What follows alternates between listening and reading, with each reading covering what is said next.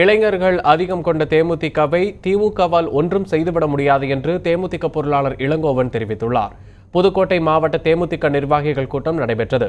இதில் கலந்து கொண்ட பின்னர் பேசிய தேமுதிக பொருளாளர் இளங்கோவன், திமுக அதிமுகவுக்கு மாற்றாக துவங்கப்பட்ட தேமுதிகவில்தான் இளைஞர்கள் அதிகம் உள்ளதாக தெரிவித்தார்.